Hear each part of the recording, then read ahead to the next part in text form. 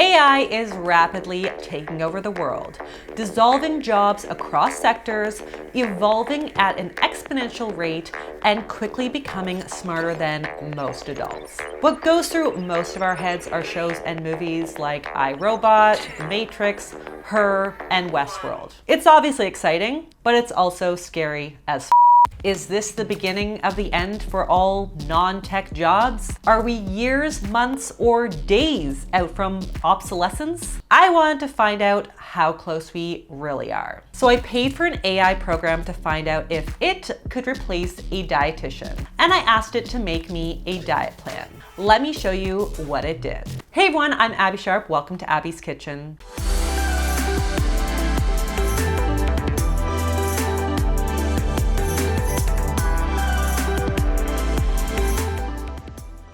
In today's video, I'm going to be eating a diet plan recommended by AI. Now, a quick trigger warning as we will be mentioning calories, so please feel free to skip this video if it's not supportive to you. I want to quickly pop in here to tell you about my sponsor, Cerebral. So I've been very open about my struggles with anxiety, insomnia, and mental health. And considering that at least 50% of the general population has a mental health condition, I know that I'm not alone. I acknowledge that I've been super privileged to be able to access therapists and doctors and other supporters when I need them. But I know how many of you message me to tell me that there are so many financial, time, and stigma-related barriers to getting the help that you need.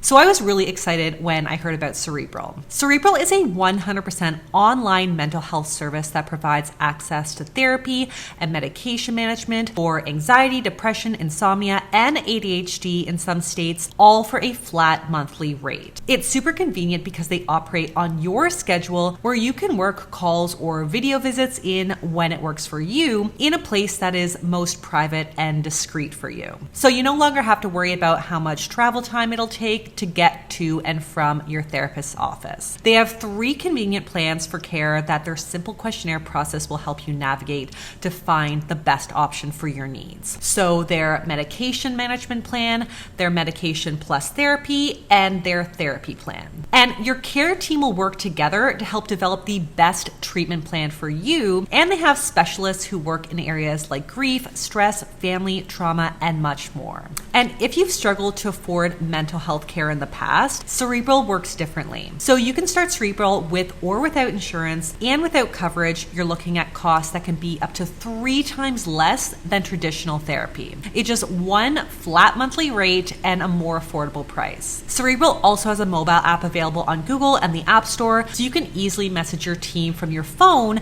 and get access to extra care resources. So if this sounds like it may be helpful for you or others, check out the link in my description to take the questionnaire and get 50% off of your first month of Cerebral. All right, Abby, let's do it. The world of AI really fascinates me. And I think a lot of people have looked at what AI has been able to accomplish in like just the last 5 years, and they think like that's pretty amazing. But I don't think a lot of people recognize that AI is exponential technology. So what we've seen it accomplish in the last 5 years is nothing compared to what we're gonna see in the next 5 years. I'm not even sure like our minds are able to compute or imagine what that's gonna look like.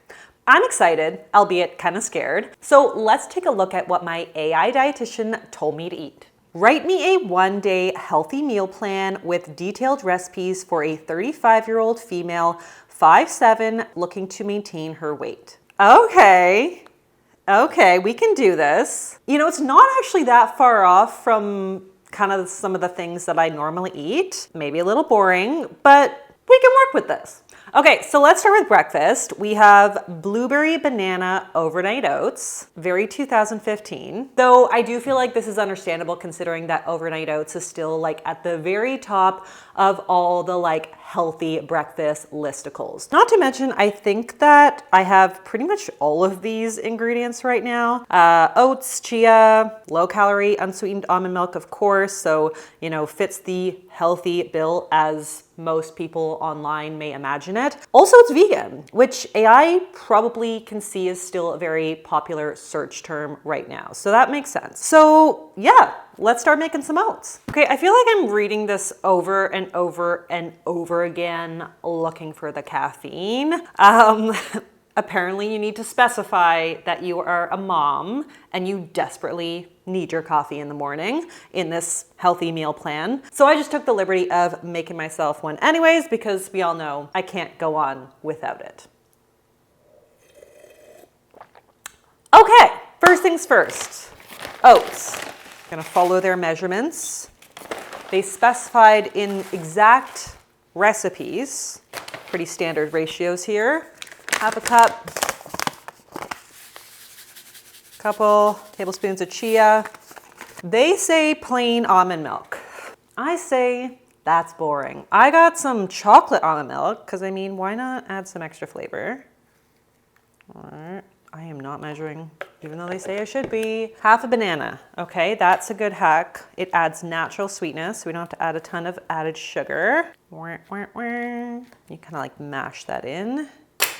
This is not how you properly mash. And some cinnamon and maple syrup. How much? A teaspoon. Oof. Stingy. That looks about right. Though I am kind of curious what AI would say about maple syrup being healthier than like any other sugar. No, maple syrup is not healthier than white sugar, although maple syrup does contain some antioxidants. It is still a type of sugar and is not considered a healthier choice than white sugar. I mean, that's pretty close to what I would probably say in this situation as well. Yes, some extra antioxidants and nutrients, but ultimately the same effect on the body as white sugar, and we really shouldn't be aiming to get our antioxidants from sugar anyway. So enjoy whichever sweetener you like in moderation and move on. I do like maple syrup though. I love the flavor. It is Canadian, so great choice. I do think we need a little more liquid here. Now, full disclosure, I know they're calling for overnight oats, but your girl don't have time for that. And also it's like -10 outside and I just prefer my oats warm. So I'm gonna pop these in the microwave and we're gonna do it our way. So this is basically what we got. I already made one adjustment, which was to use the chocolate almond milk because I needed a little something extra. I feel like this is just not gonna be enough for me on its own for breakfast. I know for my body, I need a little more protein in the morning. So I'm gonna add a scoop of chocolate protein powder. Make a mess, as always. Probably use a little more milk just to loosen her up. Are you guys team thick oats or do you like them soupy? Because I kind of like them a little more on the soupy side. Come at me, I don't care. So that's going down. Then it also calls for a 1/4 cup of blueberries. I mean, this feels like very limited. Okay, that's a 1/4 cup. And sorry AI, that is just looking a little sad for me. So we're gonna gussy this up a little more, make it a bit more Abbey style. Some banana on top, there you go. Let's add some peanut butter. I feel like she could use some healthy fats. Dollop. And since we're going with this like chocolate peanut butter deliciousness theme, I need crunch. I can't have just like a bowl of soupy oats. Just one texture, one note. Little nuts, sweet and salty, and a little Oreo. Some Oreo on top. AI, take note. Okay, so I feel like this is a major upgrade from your basic, boring overnight oats recipe. It's like they gave me the base recipe, the kind of recipe that you'd see on a blog post that's trying to rank for like #1 spot on Google, where they just want to give you the absolute basics. But this is way more fun. And we got protein in the protein powder. We got lots of healthy fats between the chia, nut butter, and nuts on top. Lots of healthy fiber-rich carbs in our fruit and our oats. Not to mention, we got a little chocolate and Oreo in there. Let's go in for a taste test. All right, I'm ready for a little midday snack. Let's see what AI has planned. Chocolate almond energy bites. Sounds about right. I feel like energy bites or energy balls or power balls, whatever you want to call them, had quite a moment like 5 years ago. Basically, my Pinterest feed was just balls. What? So yeah, I'm really not surprised that this made the snack list. And I'm pretty sure I have all of these ingredients, so let's do it. All right, first things first. Something to release. Again, oats. Sticking to the heart healthy theme here. Okay. I think AI has subscribed to the notion that almond butter is inherently healthier than peanut butter. I think they're both great. They've got different health benefits, but peanut butter is actually higher in protein, just an FYI. This looks about right. About a 1/4 cup. Again, not measuring. Flax, excellent source of heart healthy omega-3s.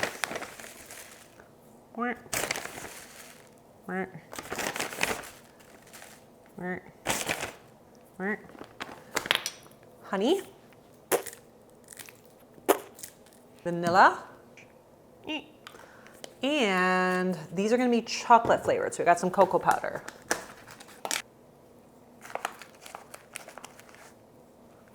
And I don't need a health reason to eat chocolate, but I'm curious about its rationale here for the cocoa. AI, what are the health benefits of cocoa powder? She's right. Rich in antioxidants, may improve blood flow and lower blood pressure, may improve brain function, may help regulate blood sugar levels, and may help reduce inflammation. This is all evidence-based and true. So I say all the more reason to add more.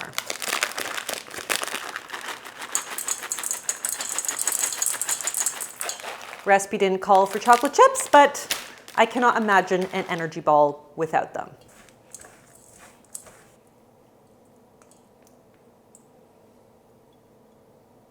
Okay, so they're more like energy clumps than energy balls, but I assume they'll still taste okay. They're cute. And pretty good. Yes, they look a bit like turds, but they are nutrient packed. I mean, we got lots of fiber, protein, and healthy fats from the flax and the almond butter, and a lot of fiber in the oats. And as we established, some very, very nutritious chocolate. Yum. Okay, got some work done. It's time for lunch. Let's see what's on the menu. Avocado and chickpea wrap. How dietitian of it. This recipe is just a whole wheat wrap, avocado, chickpeas, tomatoes, diced onions, olive oil, and lemon juice. This is given mad Weight Watchers magazine meal plan vibes, and I guess this is kind of one area where AI lacks. It doesn't have taste buds, not yet at least. So I feel like it doesn't know that a lot of these recipes will probably lack flavor. It is plant-based though, and I'm pretty sure everything in this day is plant-based, which I didn't ask for, so I'm assuming that AI has a sense that this is kind of what is considered healthy right now. Maybe based on food guides, maybe based on kind of new articles and research coming out. And speaking of that, I am curious to see what it says about a vegan diet. Is a vegan diet healthy? Yes, a vegan diet can be healthy. It's important to make sure that a vegan diet includes all essential vitamins and minerals and plenty of fruits, vegetables, legumes, nuts, and whole grains. Eating a variety of these foods can help ensure that a vegan diet is balanced and nutritious. This is definitely true, though not necessarily very helpful just to say include all your vitamins without specifying which vitamins, where you get them, how much you need of them, etc. But I am just glad that AI didn't compute me like a carnivore diet based on some of the recent TikTok trends. So let's make this lunch. Always feels good. I am taking some serious liberties with this lackluster recipe because the idea of just eating like some smashed chickpeas on a tortilla with a few pieces of onion and tomato just makes me sad. So, hey, we are gonna start with the avocado though. All right, throw you guys down just like that. Chickpeas, drained and rinsed. A couple tomatoes. And that's basically what they recommended I eat for lunch. So I'm gonna add cheese because that automatically makes my life better. And some salsa.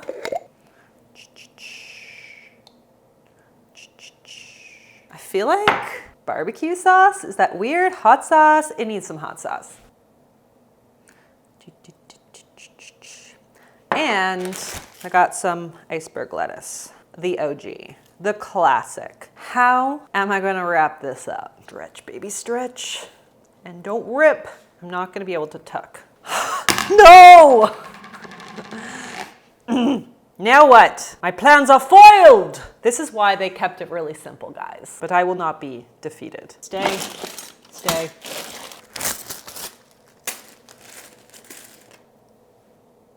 We got a random Starbucks stopper in with my kids' toothpicks. You know what? it'll do. And because that might be a complete disaster, let's serve her up with some veggies and hummus on the side. I feel like this is a boat going into my mouth.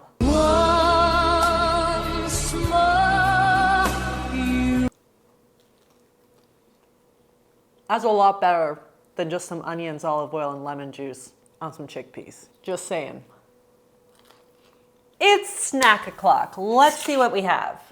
Apple with almond butter. Snore, right? Like, could this be any more conventionally boring? Alas, let's do it. So I never really got the whole, like, just an apple with almond butter on the side. Just doesn't light my fire. So I'm gonna make these like little apple donut rings, we'll call them, not to be confused with actual donuts, which are like obviously way better. Donuts. But understandably, not on today's menu. I'm gonna cut out the middle with a fun little cookie cutter, which I just broke, naturally. Way more complicated than just dipping an apple in almond butter, but that's how we roll. Oh, that's the technique.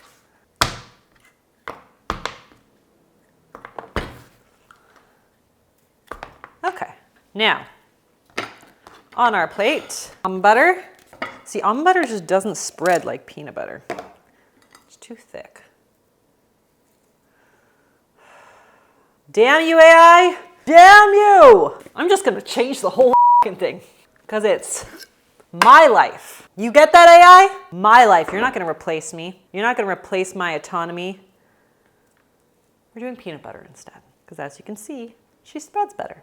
All right, I got some freeze-dried strawberries because I love the flavor, I love the crunch, I'm all about texture, I'm all about different flavors, and this just makes it so much more fun. It's like kind of like a peanut butter jelly situation here. A little hemp hearts. If you know, you know. I guess AI doesn't know about the glory of hemp hearts. And because like everything's more fun with sprinkles. Birthday cake, apple and almond butter. AI, take that. All right, we are on the home stretch. For dinner, we are having roasted veg and quinoa bowl. Again, seems pretty predictable. And this also just confirmed that the entire day is vegan. Though looking at dinner, I'm gonna say this is a lot more FODMAPs than my body is used to processing. Maybe I should have given it more direction on some of my preferences or the fact that I have IBS and I need to kind of cut back or limit certain foods and eat them in moderation. There's also only 12 grams of protein in this meal, which again, probably not enough to keep me satisfied personally, especially like just before bed. Also, I don't like quinoa. I really don't like quinoa. I know, what a terrible dietitian thing to say, because quinoa is like the quintessential healthy grain. So I'm gonna cut the quinoa thingy out and I'm gonna have to get my protein elsewhere. And speaking of protein, I am definitely curious what it has to say about my unique protein needs. Let's take a look. A moderately active female of 35 years old would need approximately 0.45 to 0.68 grams of protein per pound of body weight to build muscle. This would mean she would need to consume 56 to 78 grams of protein each day. Aha! Something I actually disagree with. This is on the very low side in my opinion. I mean, there's definitely a lot of conflicting expert opinions and research on this topic, but most agree that the sweet spot for muscle growth is between 0.7 and 1 gram of protein per pound of body weight. So that would mean for me, at least 88 grams of protein per day. So let's bump that up a bit. Okay, so if we do this the AI way, we literally just put some quinoa down and top it with some roasted veg. That's not gonna fly for me. First off, I skipped the quinoa because, as we established, I don't love it. And I did some Israeli couscous instead, which I'm obsessed with. So that, step one. We've got our roasted veg. Let's throw that down. And because we are skipping the quinoa, which is basically the only source of protein in this meal, and albeit not that much, I'm gonna add some leftover rotisserie chicken here for some extra protein. I feel like this needs more flavor. There's no sauce on this. There's just like nothing going on. I don't even know if it calls for salt. Does? Yes, thank God. Okay, I'm gonna do a little bit of tahini, a little bit of maple, touch of apple cider vinegar, boop, and a little olive oil. And of course, some salt and pep. Give it a stir, a little more olive oil, just to thin her out. Excellent. Okay, a little drizzle on top. I'm gonna finish with a little za'atar, some feta cheese, a little salty bite, some pistachios. I don't know about you guys, but I feel like this is a major upgrade from some plain steamed quinoa with some roasted veg. So what did we learn here? Well, it seems like AI is certainly capable of creating a meal plan that is roughly within nutrition guidelines, at least calorically speaking. This plan was roughly 2,000 calories, almost on the dot, which is generally what's recommended for most adult women. So I assume that's what AI was kind of focusing its efforts on. When I calculated the macros though, it only provided 53 grams of protein and instead focused on the 57 grams of fiber, 246 grams of carbs, and 98 grams of fat, which is kind of one area where I feel like it trips up. That breaks down to 10% of the calories from protein, 50% from carbs, and 40% from fats. And I know just personally, that's way more fats and definitely not enough protein for my body to thrive. Ditto for the fiber. I think this is probably way more fiber and more FODMAPs than what most people are able to comfortably stomach, considering that most people don't even meet the bare minimum recommendation, never mind like doubling it. It's also pretty clear that AI was just kind of pulling from the top rated healthy generic recipes on Google, which is fine. I mean, everyone's got to start somewhere, even AI. But alas, this definitely leaves a lot to be desired in the flavor and culinary creativity department. It's also worth mentioning that I am a white woman and I am already accustomed to a lot of these whitewashed health foods like chia, flax, oats, and quinoa. But a diet like this would just not be culturally appropriate for folks who are accustomed to consuming things like rice or noodles or fish or tortillas, etc. This has traditionally been an issue in the world of nutrition and dietetics, which I do think we are trying to address by diversifying the profession. But it does kind of seem like this AI is stuck in Nutrition 101 circa 2010. That said, thank God I have taste buds and some culinary skills so that I can kind of like MacGyver these recipes to make them more suitable to my tastes and desires. So I definitely do think that tools like this could be a great start for a lot of folks, though not a complete replacement for individualized care. At least not yet. Let's circle back in a few months and see where it's at. And on that note, folks, that is all that I have for you guys today. If you like this video, be sure to give it the thumbs up. Leave me a comment below with your thoughts on this world of AI. Subscribe to the channel, and I'll see you next time on Abby's Kitchen. Bye!